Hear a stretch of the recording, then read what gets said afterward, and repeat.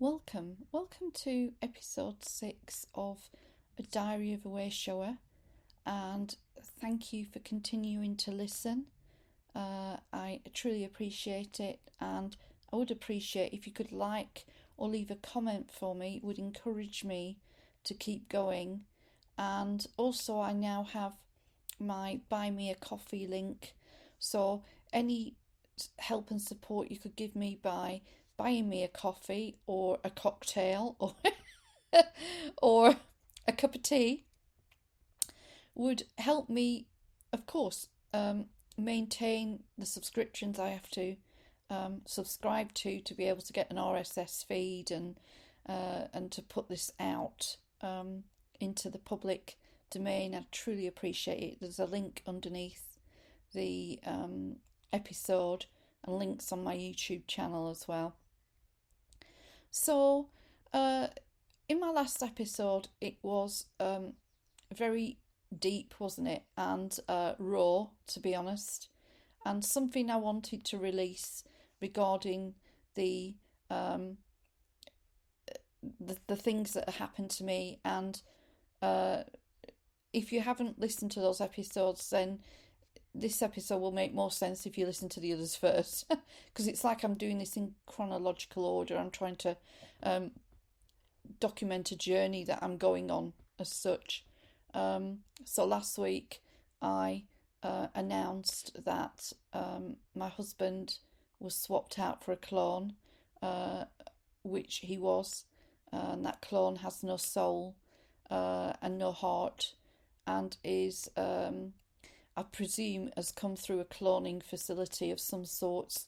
I was advised that the body is swapped out more often than you think, and how they're reproducing the clone body is from the DNA of my dead husband, which is not very nice, is it? But there you go.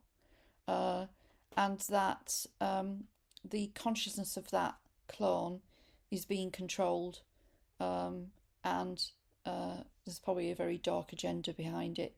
There's still around, so I just want to put this on record. I thought about it from last week of what I've said.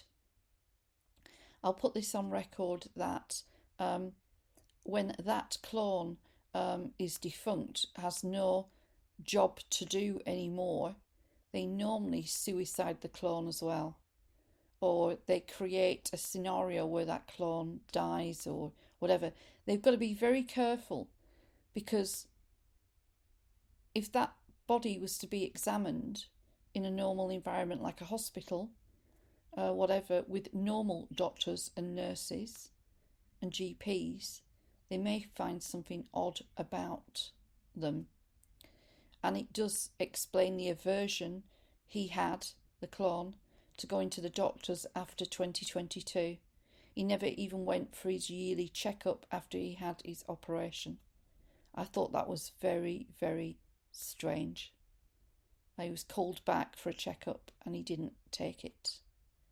And I just, he wouldn't want to, would he? He wouldn't want to. So that explains a lot. Needed a blood pressure checkup at the GP's, didn't want to do it, didn't go. That was very out of character from my true husband. He would always go to the doctors if he was called in. He'd go and get whatever he needed to be done. He suffered from more ill health than me, so I've been very, very blessed to have a good health for most of my life. I'm 60 in September, but I'm pretty good. I think hopefully my blood pressure is within normal range at the minute. Saying that, with what went on last year, I'm sure my blood pressure was sky high at some point. But so I'm putting that on record that I did think there would be another reason they might suicide him as well, was to put the blame on me, because when I first left, I'll just put things in perspective, right? Because I think I want to finish this off before I move on. that as I was in the caravan uh, planning to leave, uh, he turned up a few days before I was planning to walk away forever. And he knew, I think he knew I was going to do it. He did know. Uh, and I realised he'd always had access to my phone with the key code, always, so that he could help me with apps and things sometimes. Uh, and I decided to test him. So I, as you do, well, I changed my phone code immediately on my phone to a different code, so he couldn't get in. And I left my phone in a particular position, and I went to the bathroom. Now, I was testing him to see whether he'd pick the phone up and try and get in it and look at the messages, because he would be wanting to know who I was messaging, right? And I put the phone in a particular position right by, offsetting against a cup, so I knew exactly where it would be when I got back. I did it on purpose. I came back and the phone had been moved. So I knew that he'd picked the phone up quickly, tried to get in, and then realised he couldn't get in, and put the phone back down again, but not in the place I left it. So that was another test, yeah, he's tried to get in the phone. So that was that. And then the day that he left to go back, which would have been about 3-4 days before I was due to come home, but I wasn't planning on coming home, he insisted on kissing me goodbye. Now, can you imagine, I know I'm kissing a clone. I know this is a bit but it wasn't a big kiss, it's just peck on the lips thing. But as he did that, he stared at me and said to me, "I'll see you in a few days when you come home." Then he just stared at me and said, "If you come home at all." There you go. So he was delivering his message to me of, "I know you know I'm a clone," or "We know you know this is a clone, and that you're going to run." So that was a little bit freaky. And then he just walked away. He walked down the steps, walked down the path, and I'll say this to you, that was another heartbreaking moment when I realised that the image of my husband, right, is walking away, and I will never ever see an image of my husband at all ever again on this earth, because I'd never see him again, and that was it. And also, almost like your brain's trying to process that it was a heartbreak all over again, really, because the image of my husband was walking away, and I knew I'd never see him again alive. In a way, if you know what I mean. It's hard to explain that, but so that was heartbreaking. And he got in the car, started the car up, and drove away without even looking at me. Didn't wave, didn't do anything. He just literally drove away. And that was a weird thing as well. The last image of my husband, it's not my husband, but he looks a bit like him. He looks like him. He sounds like him. It's the same voice, and the eyes look similar, the blue eyes, but it's not him. And he's driving away, and I'll never see him again. So yeah, that was another big deep breath moment for me, and I left a few days later, and I managed to sell the caravan for hardly any money. No one would pay the higher price for it, even though it was sitting with panoramic sea views. We'd done a lot in the caravan, it was my pension money in that caravan. My pension money went in that, and because he was on the agreement for the purchase of it, I had to pay him half, which was very annoying. But there you go. So we managed to sell it for hardly anything, to be honest. And then the money came through in the June. It wasn't that much, to be honest. And it just kept me going because I wasn't working and I needed to buy food and try and keep my website going and maybe try and give an odd bit of money to the person I was living with at the time, uh, run my car, all of those things you have to do to live. And so that money went really by about the September it had gone. Um, so, but hey, like it kept me going, and that was what it was there for. Um, I'll tell you a little bit story about that caravan. That in 2022, I asked and put it out there to the universe that I would like some sort of uh, haven or special place for myself that would be by the sea. And I had money in the bank. I'd taken my some of my old company pensions. They weren't anything dramatic, folks, at all, but they'd added up a bit, and I got them in an account, and I've been saving some money as well. So I was looking for a caravan, but of course all of them looked like they were very expensive lodges and caravans.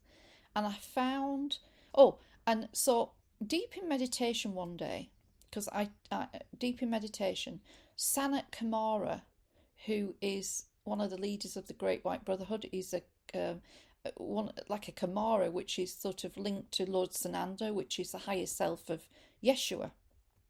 And Sanat Kumara has always been one of my guides from the very beginning. He's a Venusian, and his beloved is Lady Venus, as we know, Venus, the Aphrodite energy. And they're both Venusians, of course, and I'm a Venusian, okay? There's a link, always a link, and I'm also a Hathorian, so I'm an intergalactic Hathor as well. I'm linked to the intergalactic Hathors. So the intergalactic Hathors and the Venusians and Sanat Kumara are linked by the 144,000 Venusian masters that were called forwards to assist with the planet Earth and bringing the vibration of planet Earth up. Oh my God, have we been doing it a long time, folks? So I knew Sanat Kumara in that way. There's a soul lineage connection to him. And he always used to turn up in my meditations from the very beginning. I always remember that. And he became more stronger with me in about 2014, 2015, when I got rid of the Metatronic energy, which was an overlay. I got rid of that. And I started to work with the goddess energy. And so it's interesting that the Aphrodite energy, the Venus energy, was running in the background with me all the time, and I didn't realise. And so Sanat Kumara was doing a lot, like would turn up in my meditations and talk to me. So and there's lots of stories I've got with Sanat Kumara. But anyway, so going back to the caravans, so he walked into my meditation in 2022, earlier on probably in the year, and he said, "I've heard your call for a haven," and that's exactly what he said. And he said, "It will come along soon. You will see it. You will spot it. There will be a sign that it's yours and that this is the right one." So I said, "What is the sign?" And he said, "The sign will be two doves of peace." Like, really? Two doves of peace will be the sign that this is a place for me. He said, "Yeah." But it was funny how he said, "Your haven, your safe space." So, literally, a few months later, I come across, I think it was probably in the May, which was the time when we were planning for the operation for the hip with my true husband. This caravan comes up on a haven site in Devon, and it's up at a bargain price. And when I look in the caravan at the pictures, it's in my favourite like tealy colour, and I thought, oh my God, this is amazing. 3 bedrooms, panoramic sea views, decking, and the owner wanted a quick sale. She had 2 caravans up for sale. She'd been running a letting business. So I literally don't waste my time. I say to my husband, who was waiting for the hip hop, he said, I can't come down because it would hurt me too much. I said, I know. So he said, you go down and have a look at it and see what you think. So I did it in the day, right? Went to Devon and back in the day and drove down to see this caravan. Well, it was amazing. I loved it. And I thought, oh, and I looked at the other one. It wasn't so good. It didn't have the sea views. They were more or less the same price. So I went for the one with the panoramic sea views. And I said to it, oh, yeah, I'll have this. Right, I had the money.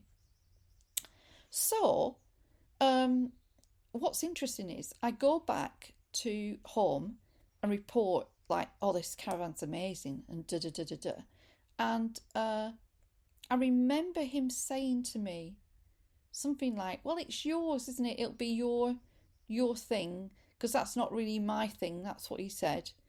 And I think we made an agreement he wouldn't go on the caravan agreement. There was something, because he had his name on the family car and I didn't, right, as an asset. Not that it was worth much, but it was worth a few. We paid quite a few thousand at the time when we bought it. So he said, well, what, just put your name on it and you have it in your name. Because at the time he'd just been paid out. So he had money, there was money there. And he could have gone and bought an asset of I think the plan was, if I look back, the plan was he was to buy a new car. So he was going to put that back in his name again. So it would have been worth, I don't know, 10, 15,000, maybe more. And we were going to put it in his name. So like he was saying to me, well, put your name on the caravan and then we're equal. So that was that. And then, of course, I starts to buy the caravan, right? And there's a bit of a delay because she's busy working too, and she doesn't want to let it go till the end of June. And I was going to Ireland on that retreat, facilitation, leading a retreat, and that was just after the operation and the clone had been swapped, and the clone was in.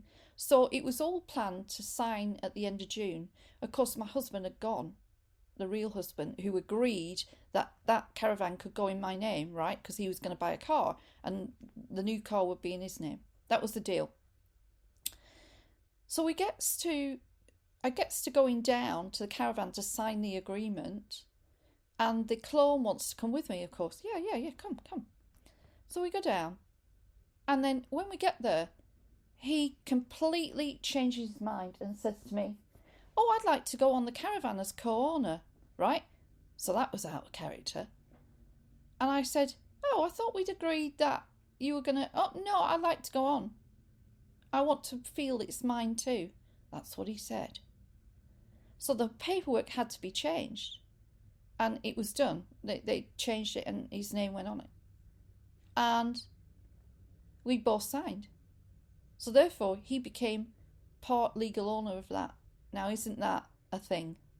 Yeah, so that was a plan to take, because they knew at some point when I realised who he was, or maybe tried to do a runner, he would be able to take half of that away from me, because of course they don't want me to have any money to be able to do anything. So that was that. Anyway, let's go back to Sanat Kumara. So Sanat Kumara had sort of given me like the blueprint of what it was coming, and given me a clue with the name Haven.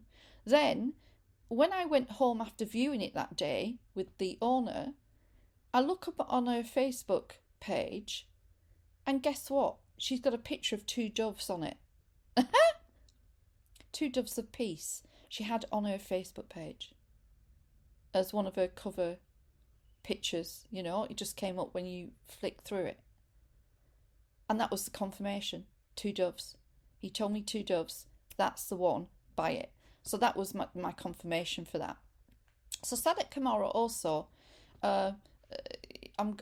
let's move towards Sanat Kumara now. So that was that. So that puts to bed that, if you know what I mean. So Sanat Kumara also helped me in 2019, 2020, when this feeling that I'd been abused as a child was coming up. I couldn't open the deeper veils of illusion. I couldn't strip them from my third eye. So my third eye was really working well with Akashic records and seeing some planetary stuff, not all of it. But I knew I was a very exceptional reader. I knew that, and I knew, and I'm not trying to brag. I'm just saying I knew I had a gift of seership, whatever you want to call it. That was phenomenal. I knew that, and I knew I could see things on a planetary level, and I could see many things on a universal level. I could look at other universes and things like that. But there was something stopping me, and I couldn't see what others could see that were of similar vibration. So, and I was being challenged by that because I was really not believing in reptilians or anything like that. There was a reason for that, because that third eye was still blocked, and they had deliberately, there was symbols sitting in my third eye to block me from being able to see that, because once I saw that, you can't unsee it. So Sanat Kumara plans this. He says to me, can you run a program with working through the veils of illusion, something like that, he said, and you put it out there and you'll get a few people on it and you can run it. Now, he did that on purpose for a reason, right? Was he wanted a particular person to come in and work with me. Now, that person came immediately forwards when I advertised it and said, yes, I'd like to do that. I've got confirmation I need to do that. Not one other person came in. So there was two of us, right? And we had to do 7 pyramid journeys with Sanat Kumara. And we started on the first pyramid, and oh my goodness me, talk about powerful. Of course, all the notes from those journeys are in my old journal books, which I've lost. But I can sort of remember that it was weird. We both were working together on these pyramid journeys every week before COVID, right? So we were building, it was almost like he needed to wake me up, and he needed to wake me up fast. So like, right, you need to do this. Now, this person I was doing the journeys with, in my naivety, thinking she needs it, right? She needs it more than me. I don't think so. It was the other way around. I needed it more than her. And in fact, she's an amazing master who is sitting here in 0 point on this earth right now, right? She's at 0 point. And the things she's had to go through in her lifetime too, but she's at 0 point. She's a master. And she's sitting here holding space for me in a very, grounded way. She didn't even know she was holding space for me. It's hilarious, right? If you think about it. So we went through these journeys, and the pyramids, I saw it like there was stations of identity of me walking through the pyramids.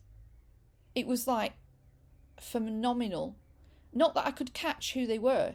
There was one particular station of identity I know that I was. There's two. Only two really people that I know I've been, that there is so much confirmation and so much synchronicity around that. Other people have said, oh my God, whatever. You know what I'm saying? So yeah, so there was all that going on, and every week we were going deeper into the pyramids, and every time we went into these white crystalline pyramids of light that he was taking us through, we were going through deeper initiations, and our bodies would be vibrating, and things would be flying off us, and it was just wow. Honestly, even now, it took my breath away what we did. We got to Pyramid 6 just before March 2020. Can you believe that, right? And we got to Pyramid 6. And I think it was Pyramid 6. I can't quite remember, Pyramid 6 or 7. Maybe the other person would know that. I can't remember. Maybe not. But uh, I was given a crystal, and he came up to me and he said to me, it was during that time, just as it was about to hit, and he said to me, "You need this, right?" And the crystal was really big, right? And I can't tell you what colour it was. It might have been ruby, or aquamarine, I can't remember. But he put it into my third eye. And as he pushed it into my third eye, I felt it physically, no doubt. It's like he was stood in front of me and he pushed, like, I don't know, a bloody big thing into my third eye, my pineal gland, right? And it hurt. It actually hurt when he did it. And I think I almost quite remember he might have said something like this, "I'm sorry about this." And then it went in, right? And it hurt when he did it. So I think that was about the sixth, seventh pyramid. Well, the day after, I wake up and I've got a huge boil or abscess over my third eye. It's hilarious. I look in the mirror and I've got this huge, like, wound sitting there and like this boil. I'm thinking, what the hell is this? That's where he put the crystal in my third eye. And no kidding, I went onto Facebook and started scrolling, and I'm looking at a picture of Bill Gates. Now, before that, I wouldn't have even recognised who he was, anything, right? I would have just flicked past him. I wouldn't have even realised that he's responsible for you know what and all that. I saw his face, and immediately there was recognition. I looked at him and I thought, shit, I know you. Excuse my language, I just swore there. Oh my God, I know you. I recognise you. And I saw the energy behind him immediately. And I thought, oh, he's not good. He's a bad un. That sort of thing. And I just like, oh my God. And then I can't tell you, it was like veils of illusion had just gone, boom, off. The programming that they put into me to keep that level of my gifts and abilities offline came away. And suddenly I was looking at pictures of certain people. People were sharing stuff saying, oh, look what they're doing. And I got it immediately. Like, oh my God, this is all just happening right in front of me. And I've not even seen it before. So that was a bit of a deep dive. And it literally happened overnight. I was telling people, my followers, oh, something's happened to my third eye and whatever. And I had to go and actually message someone who I'd called a conspiracy theorist. Yes, me. I'd called them one because I couldn't see what they were seeing. I just didn't have access to it. So as soon as I had access to it, which literally was overnight, I messaged them and said, I'm so sorry. Like, I just want to apologise because I see what you're seeing now. Immediately, I'm seeing it all. It's just there, right in front of me, and I can see it. And so I think we've got to give that sort of consideration and grace and understanding to those that cannot see what we see at this time. Their third eye is blocked. The pineal gland is absolutely, like, just won't allow them to take the veils of illusion off.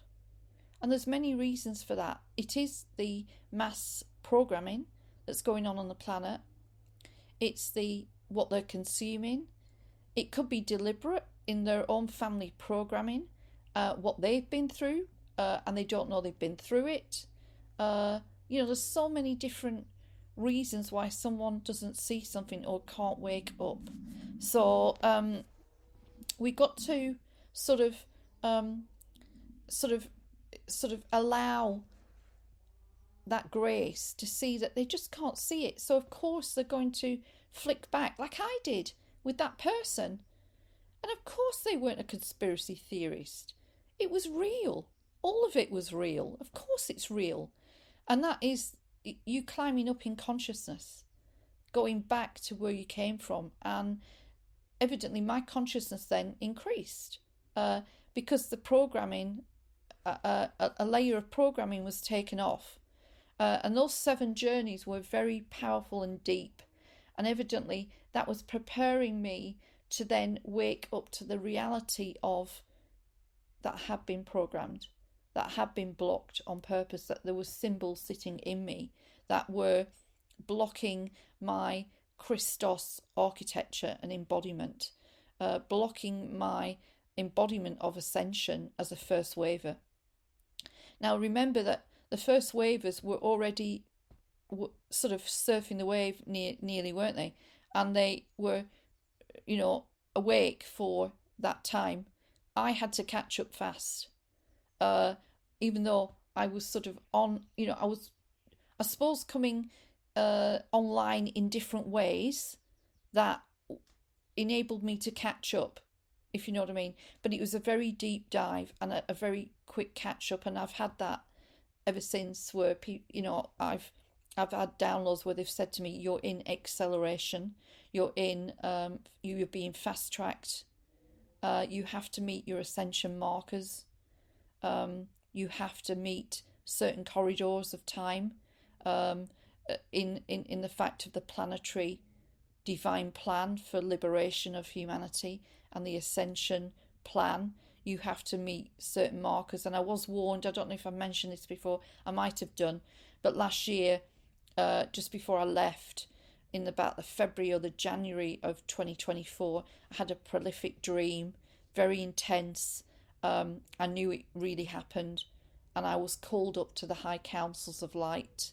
I stood in front of 3 masters, I seem to remember, and one of them had long grey hair with a long grey beard, almost going down to his feet. He was one of the masters of the Great White Brotherhood, which I'm part of, and Sisterhood. And he walked up to me and said to me, "If you don't meet this ascension marker, you will have to drop your body. You will have to transition and drop your body to make the plan." Now, he was warning me, and that went in subconsciously. I didn't know what it was about. Like, what's he on about? I thought I was doing everything I should do. I was being diligent. I was doing my work. I was meditating. I was clearing up stuff as it came along. I had the tools to do that myself. So what are you talking about? What have I not done that I should have done? That sort of thing. Well, he was pre-warning me about the fact I was going to have to run.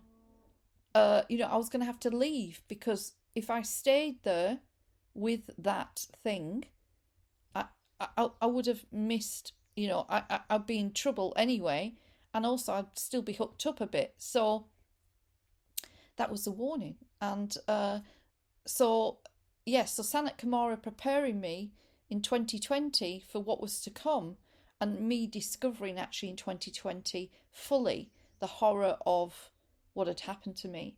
And he is an amazing, amazing master and guide for me.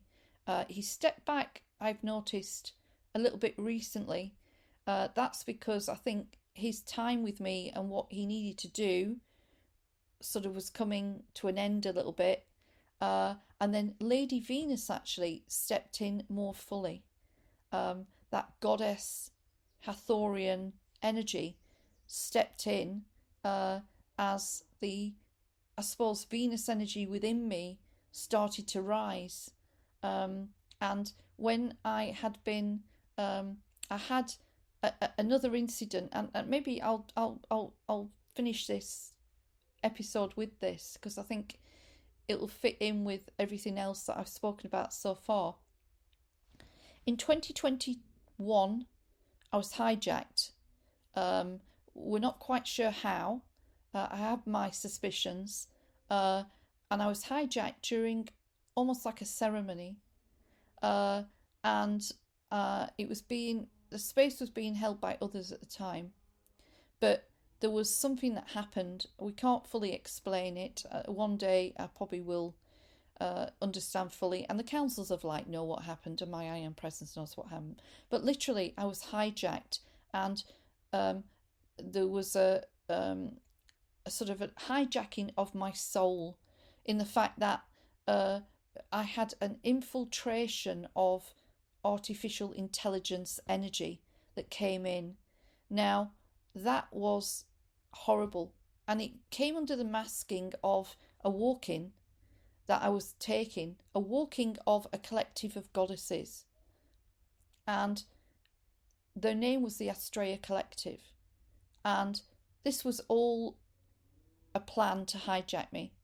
And as I received that walking, almost like a soul braiding it is, something didn't feel right. Uh, this is a soul lesson for me, a soul lesson of discernment, of challenging others' information, of uh, asking more questions, and of, yeah, it's a soul lesson for me. And I gradually found I was being shut down, and that I wasn't able to um, channel like I did before. I wasn't able to hear my I am presence. I get body shudders on the right hand side when I am hitting truth. When I'm talking or reading for someone, or I'm working on the quantum bridge, or I'm doing big soul work with someone like body reconstruction, whatever, I will get a big physical download on the right hand side, like a shudder runs right down me. It confirms that I'm on it, that I've got the information correct. All that stopped, and I knew something was up. I kept asking questions. I was asking others, like, there's something up here. There is something really up here, but I wasn't getting the answers. And eventually, I was guided to a young lady who had links to the Hathorians too, the Hathors, and she was amazing. And I never go for readings to anybody.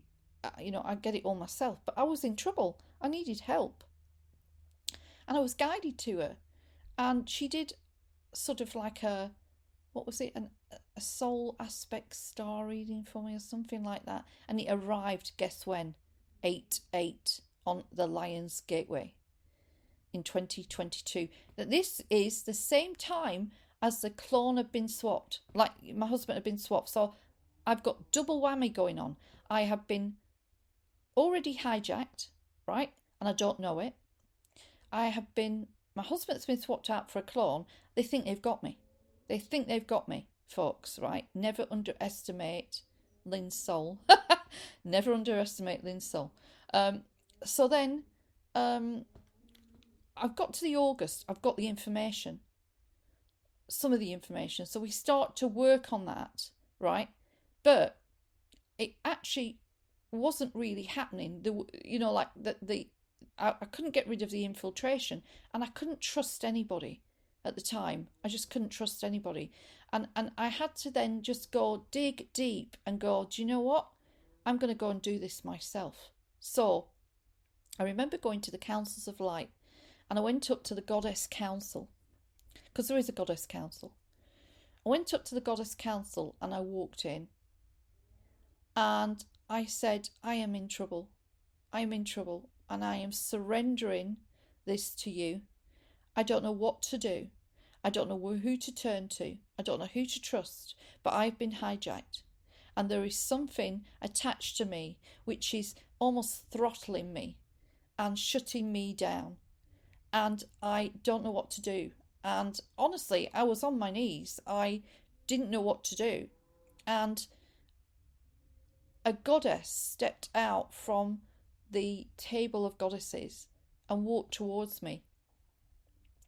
And she had like this star sitting in her hair, and sort of glittering golden stars on her gown and in her hair. And she walked towards me, and I knew immediately it was Aphrodite, Venus. And she walked towards me and she said, you have been, what did she say? You have been recognised and acknowledged, and we have a solution for you. And she just put her hand up and brought down a crystalline star, 12-pointed star from the Godhead. And she said to me, take that and it will assist you. So this crystalline star just came into my body, the whole body, and then went in, and I felt it immediately. It was really powerful. And literally after that, uh, that was probably in the, when was that? That was probably in the early September. After that, I that was the first receiving of, we call, the triple star, and that crystalline star from the Godhead um, is actually a technology from the Crystal Star Councils of Light, and I've actually found it. I've actually found that technology only a couple of weeks ago, written about in the Ascension Glossary. I couldn't believe it that I found it, and I took that technology in 2022, and it spun out the interference. And I had a dream one night that I was in a house. There was women in my house. Now, this Astrea collective were mimicking 12 goddesses with me and saying that I was part of a collective of 12 goddesses. Well, I am, but it was a fake one. They were trying to trick me. God. So that night, I'm in this dream where I'm walking towards a house, and there are 12 women in the house representing my own soul matrix. I open the door to that. I try and get in the house and I can't, and they've locked it and said you can't get in. And all of a sudden I was just given this power to open the door. So I opened the door and strolled in, and immediately took the ringleader and threw her out of the door and shut the door and locked it, so that 11 was stood looking at me. And they said, "You've no chance. You're never going to get rid of us." And the next minute, I was like Wonder Woman, or the Bionic Woman. Wonder Woman. I literally spun round them, took all 11 at once, and opened the door and threw them out, symbolically, of my front door. I shut the front door and locked it, and that was that. And I woke up in a start. And I literally was floored for days. There's a bit more of a story to this, but I was floored for days. I was on holiday. I wasn't even in the country. I was in Lanzarote. I'd gone on holiday for 3 weeks. I mean, that's a long time, I know. But actually at the insistence of the clone. And the clone had suggested Lanzarote, and I know why now. Because I was saying, I'm a bit hijacked. I need to clear it, and da da da. So the clone knew I had the hijack and was thinking, oh, this is great. We can get her, da da da da da. And he suggested Lanzarote. We go to Lanzarote, and yeah, we're in this villa, and all this clearance starts to work, and I'm in bed for 24 hours, and I said, I'm ill, I can't get up. So he said, oh, that's all right, I'll. So I was in bed for 24 hours, almost spinning out this stuff. The stuff that went on was unbelievable, folks. Unbelievable. I saw rainbow colours in the room. I saw beings walking in and out in white gowns. I felt like my light body was being reconstructed. I felt like everything was working for me to remove and clear that interference. And then it was cleared. And then as I started to feel better, and I thought, yeah, this is gone. This is gone. Oh my God, I was so happy. I got a big download. And that's where I got the download for my new system, the triple star system, and what it means. And I got the download for it that day, with also my connections to the Hathors. And I've got that written actually on my phone, because I took it and put it into my phone and laptop. So I've got that. And the information I got, oh my God. Of course, I was blocked from the higher Andromedan universes and the star nations and all of that energy. And as soon as that energy was taken off me, and cleared, I actually then went up and was access to that universe. It was an amazing thing. I remember that too. Um, I'll try and wind this up at about 55 minutes, folks, okay? But you know how I love talking. I love telling you what's happened to me. So, yeah, I got rid of this interference and I felt so much better immediately. I felt better, like, yes, I've got rid of this. And then, of course, born from that was the technique to clear interference. So, of course, I have to live it first, typical Wayshower. I have to live it first and then roll it out to others because I managed to get the technology. So that was fine. But we were still on holiday. I didn't know he was the clone. Remember, I didn't know he was the clone.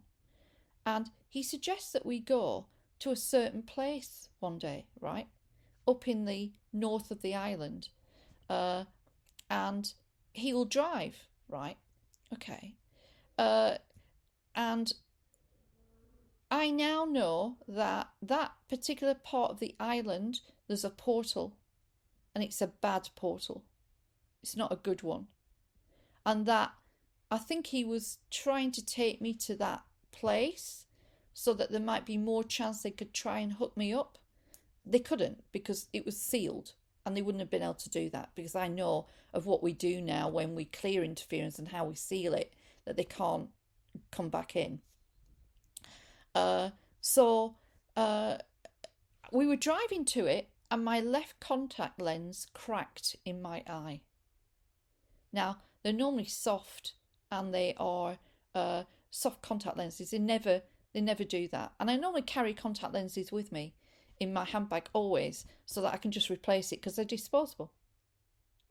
I didn't have a replacement with me and it completely went into half. And I said, I can't carry on. You're going to have to turn around. I said, because, and my eye started swelling, a little bit because it was irritating my eye. I said, I can't go on because I won't be able to see a thing and my eye's killing me. He went, okay, all right. So he turns around and drives back to the villa and says, well, change your contact lens and we'll go back. And I said, no, I don't feel like it. My eye's really hurting now. Ba-bum. That was the divine assisting me. That was my I am presence, left-hand side, left eye, saying, nope, you're not going there. You're not doing that. You are not going to that space and place. And after that day, he suggested it again, I think. And I said, no, I don't feel like it. I just knew I shouldn't go there. And I didn't go. Isn't that fascinating? So, I had a lot thrown at me interference-wise in that period of time from 2021, 2022, when, my husband left and I suppose they were feeling like they had to hit me from both ends to try and get me to submit or to, or whatever. But I'm stronger than that. And I come from a very strong monad and powerful I am presence, a monadic family. And we weren't going to allow that. And, I wasn't going to come this far and then get thrown, with that. So that birthed my new system, in fact, and gave me the protocols to clear interference and to shut back doors of soul interference. And as I say, I've had to live and embrace, embody and walk that path to be able to bring the solutions to it. And that's why I say I've no intention of leaving early after going all through this. I want to roll those protocols out, and I have worked with people with severe interference, and to see their transformation is absolutely just the best thing in the world. And to see people, I don't know if you heard that, but that's my stomach rumbling. So I apologise if you did hear it. It's just my tummy, because I'm recording this early morning. And I have seen, someone who's so badly affected with MK Ultra and monarch programming and satanic ritual abuse that they can't operate on a day-to-day basis. They have many, many, many alters. They have uh, difficulties with everyday life, with cooking, with not being able to work, with uh, just living in a place of trance all the time, and then being used as open portals. And to see that person come under my protocols, and through diligent work of the last few years with them on and off, um, getting them to a stage where their portal has shut down and they are not being used in that format anymore. They're not fully out of the woods yet, but they are like 10 tons better than when I first met them 9 years ago. That is like, oh, that's just wonderful to see someone come out of that suffering. They're not fully there yet, but oh my goodness, and to get that confirmed by other amazing seers on the planet that have said, oh my goodness, I can see what you've done to the light body, those protocols you brought from the councils and what it's done to them, and you've restored their light body architecture. I haven't done it. I'm just a channel for the divine. But the divine, and the reconstruction of their light body is taking place right now, and it's amazing. That's just a wonderful thing. And that is what's possible. I saw another person who was recommended to me from another sort of well-known person in the field of this, who said, if anybody can help you, it'll be Lynn. And she came and said, you've been recommended. And she was exhausted, fatigued. You could look at it in her face. She had bags under her eyes. She was drained energetically like a battery. They were taking her life force. She was an amazing, beautiful woman, not from this country. She wanted to get going and get on with her light work, very much a planetary nodal keeper like myself, and probably a very powerful planetary healer, working on the ley lines and the crystalline core like myself.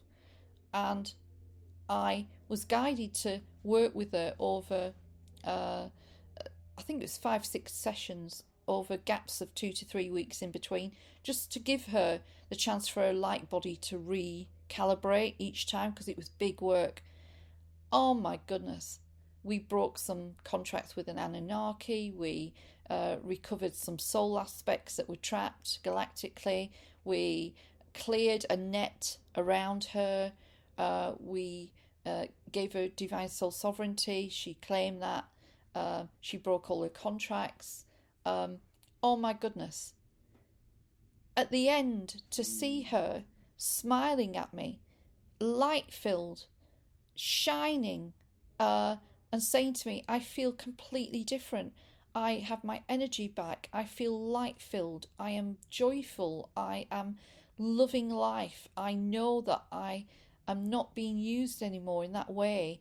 I am able to go and travel now and do the sacred sites, and to be able to go and do my work as the crystalline core keeper.